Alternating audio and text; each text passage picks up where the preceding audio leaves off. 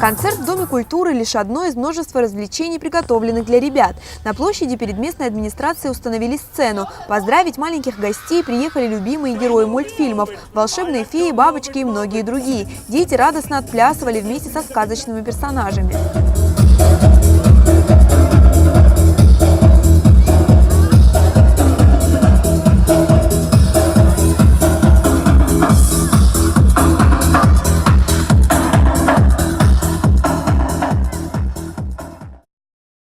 Детей собралось очень много, даже из столицы, а из близлежащих сел приехали на специальных автобусах. Все это ради того, чтобы принять участие в грандиозном празднике. Мне нравится, как все люди собрались.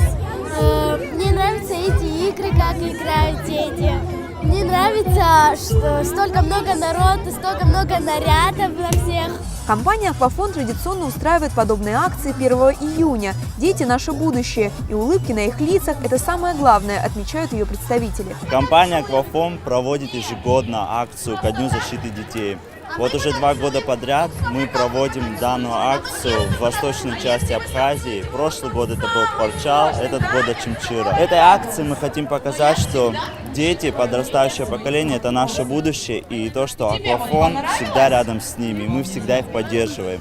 И мы хотим, чтобы такое теплое, хорошее настроение всегда оставалось с ними. Каждому гостю праздника достался подарок от первого мобильного оператора страны.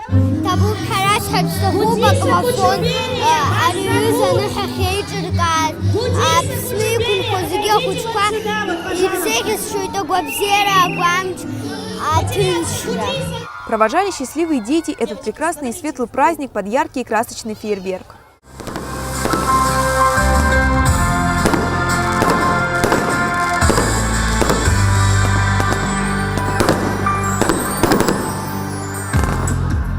Амелия Стренца, Срыкуагуха, Абаза ТВ.